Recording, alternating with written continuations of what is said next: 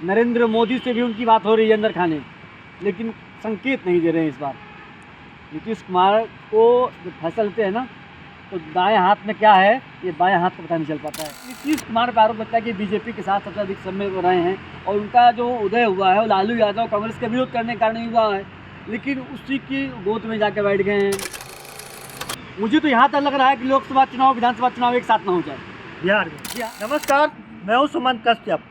आप देख रहे हैं सौरभ तिवारी की बात। आज मैं बात करने वाला हूं बिहार की, उस बिहार के जहां पे कभी भी सत्ता पलट जाते हैं।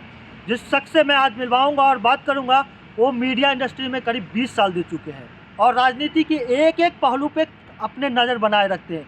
बाज की तरह उनके नज़र होते हैं और राजनीति में जो बताते हैं वो सच साबित होते हैं। सौरभ जी, बहुत बहुत स्वागत है मेरे। बहुत बहुत धन्यवाद सुमन जी। सर, एक बात बताइए, जैसे बिहार की राजनीति गलियारों से खबर सामने आ रहे हैं कि पलटू चाचा फिर पलटने वाले हैं, आपको क्या लग रहा है? जी देखिए सुमन जी, जिस तरह से अभी जेडीयू की राष्ट्रीय कार्यकारिणी की बैठक हुई थी, वहाँ एक एमएलसी थे नीतीश कुमार के काफ़ी करीबी मान जाते हैं, उनसे मेरी बात हुई तो उन्होंने कहा अभी यही है। मैंने कहा अभी यही है, बाद में पलट सकते हैं। उन्होंने उसका कोई जवाब नहीं दिया। और देखिए जिस तरह से इंडिया गठबंधन, सब लोग सारे न्यूज़ चैनल चला रहे थे कि इंडिया गठबंधन में नीतीश कुमार संयोजक बनेंगे। मैंने कह दिया था अपने सौरभ तिवारी की बात इस चैनल के माध्यम से कि नीतीश कुमार कभी भी पलट सकते हैं, कभी भी। यहाँ तक कि विधानसभा भंग करने की भी तैयारी में है नीतीश कुमार। नरेंद्र मोदी से भी उनकी बात हो रही है अंदर खाने, लेकिन संकेत नहीं दे रहे हैं इस बार। नीतीश कुमार को जब फैसला लेते हैं ना, तो दाएं हाथ में क्या है ये बाएं हाथ को पता नहीं चल पाता है। तिवारी सर, एक बार बताएं, क्या लोकसभा चुनाव से पहले ही नीतीश कुमार एनडीए के साथ जाएंगे? क्योंकि जो सर्वे हो रहा है अभी डिजिटल जो सर्वे हो रहे हैं बिहार में, उसमें जो सीट शेयरिंग के दिखा रहा है, उसमें जेडीयू के जो 16 सीट लोकसभा जीते हैं वो कम दिख रहा है। आरजेडी जो 0 सीट है वो उठ के 12-13 सीट जीत रहे हैं। तो इस चक्कर में नीतीश कुमार सोचते होंगे कि हम एनडीए के साथ जाते हैं, फिर 15-16 सीट आराम से हम जीत के आ जाएंगे और मुख्यमंत्री तो बने ही हैं। आप क्या इसको बताएंगे?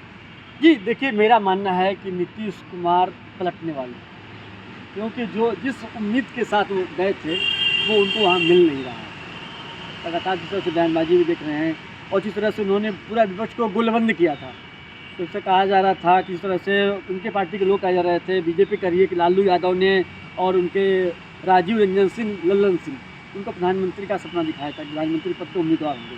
और प्रधानमंत्री पद का उम्मीदवार भी होना एक बड़ी बात है, खासतौर से बिहार के। अब तक बिहार से डॉक्टर राजेंद्र प्रसाद जो हमारे पहले राष्ट्रपति थे, उसके बाद से बिहार में कोई बड़ा पद नहीं मिला है। तो नीतीश कुमार देखिए, नीतीश कुमार मोल भाव कर रहे हैं।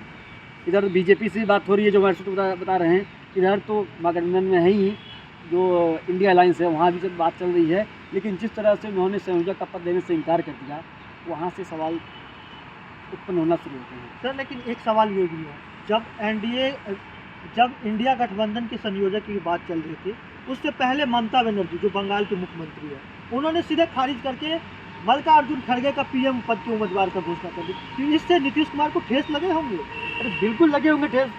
देखिए सारी जो लड़ाई है, चाहे राम मंदिर की लड़ाई हो, चाहे इधर की लड़ाई हो, कि सब मुस्लिम वोट बैंक के लिए, तुष्टिकरण के लिए है। और क्योंकि नीतीश कुमार पर आरोप लगता है कि बीजेपी के साथ सबसे अधिक समय हो रहे हैं और उनका जो उदय हुआ है वो लालू यादव कांग्रेस का विरोध करने के कारण ही हुआ है, लेकिन उसी की गोद में जाकर बैठ गए हैं नीतीश कुमार। तो देखिए जिस तरह से बात हो रही है, और आपने जो जिक्र किया है कि आरजेडी के साथ उनकी कम सीटें आ रही हैं, और क्योंकि इसमें देश में फिर से मोदी लहर है, मोदी की लोकप्रियता में कोई कमी नहीं है। और तो हो सकता है तीसरी बार प्रधानमंत्री नरेंद्र मोदी बने। और बिहार में देखिए 3 पार्टी हैं, बीजेपी है, जेडीयू है, आरजेडी। 2 पार्टी जहाँ रहेंगी मजबूत वहीं पर है। तो बीजेपी जानते हैं नीतीश का महत्व क्या है। अगर नीतीश रहेंगे तो लोकसभा में जितना आसान रहेगा। अगर इसकी भरपाई उनको खोजना पड़ेगा, तो अगर बिहार में नीतीश नहीं रहते हैं तो जो पिछली बार 39 सीटें जीते थे, हो सकता है कि इस बार सीटें 20 हो जाएँ, 15 हो जाएँ, 25 हो जाएँ। इसलिए नीतीश कुमार को बीजेपी मनाने की कोशिश कर रही है। कई लोग मुझसे पूछते हैं कि अमित शाह ने कह दिया था कि हम नीतीश कुमार को नहीं रखेंगे, गिरिराज सिंह कह रहे हैं नीतीश कुमार को नहीं रखेंगे। अरे भाई, राजनीति है ये। राजनीति में कब कह देंगे कि जो बयान था वो परिस्थितिजनक बयान था, उस टाइम की अलग परिस्थिति थी, आज की अलग परिस्थिति है। तो इसमें बीजेपी की एक कोशिश है, और खासतौर से प्रधानमंत्री नरेंद्र मोदी और अमित शाह जो ऊपर के लोग हैं, वो नीतीश कुमार से लगातार डील कर रहे हैं। तो सर, क्या लगता है कि लोकसभा चुनाव से पहले बिहार के सत्ता पलटेंगे?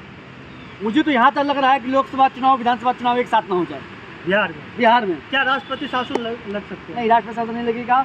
नीतीश कुमार विधानसभा भंग कर देंगे और कार्यवाहक मुख्यमंत्री रहेंगे। लेकिन बीजेपी हो सकता है कि बीजेपी से डील कर ले, बीजेपी चाहेगी राष्ट्रपति शासन लग जाए, लेकिन नीतीश कुमार डील करेगा कि हम विधानसभा भंग करते हैं तो मुख्यमंत्री कार्यवाहक वही रहेंगे, क्योंकि नीतीश कुमार अपने मर्जी के नेता हैं, अपने पार्टी के सम्मान नेता है, तो वो जो फैसला करेंगे पार्टी लेकिन वही सर करेगी। वहीं पे उनके जो प्रदेश अध्यक्ष है बीजेपी के सम्राट चौधरी, वो लगातार हमलावर है नीतीश कुमार पे। वो ये कहते हैं कि कुछ भी हो जाए नीतीश कुमार के साथ नहीं जाएंगे।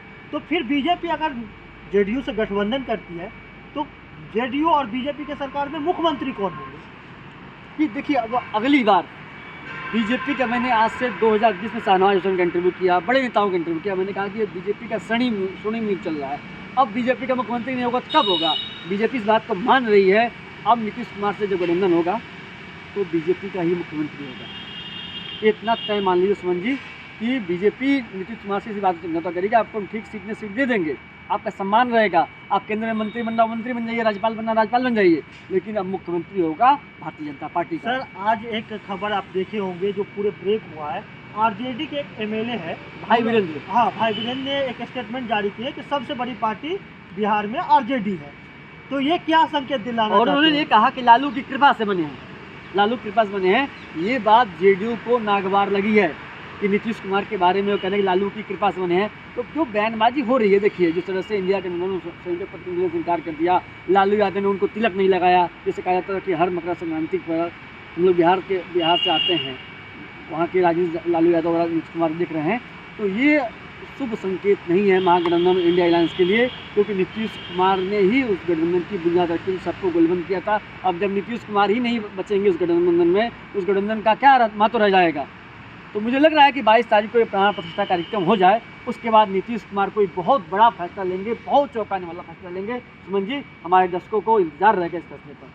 सर तो आपके कहने का चाचा फिर पलटने वाले हैं, बिहार में फिर से सत्ता परिवर्तन होगी। मुझे 100% यही लग रहा है। जो जेडीयू के लोग हैं, जो बात हो रही है, जो बीजेपी के लोग हैं, ये बता रहे हैं कि नीतीश कुमार पलटने की पूरी तैयारी कर चुके हैं पूरे तरीके से। तो फिर जो लालू चाचा के सपने हैं कि अपने लाल को बनाएंगे मुख्यमंत्री, वो सपना ही रह जाएंगे। अभी इंतजार करना पड़ेगा लालू यादव को अपने बेटे को मुख्यमंत्री बनाने के लिए। आप लोग क्या सोचते हैं कमेंट बॉक्स में ज़रूर बताना। ऐसे ही वीडियो देखने के लिए हमारे चैनल को सब्सक्राइब करें, पेज को लाइक करें।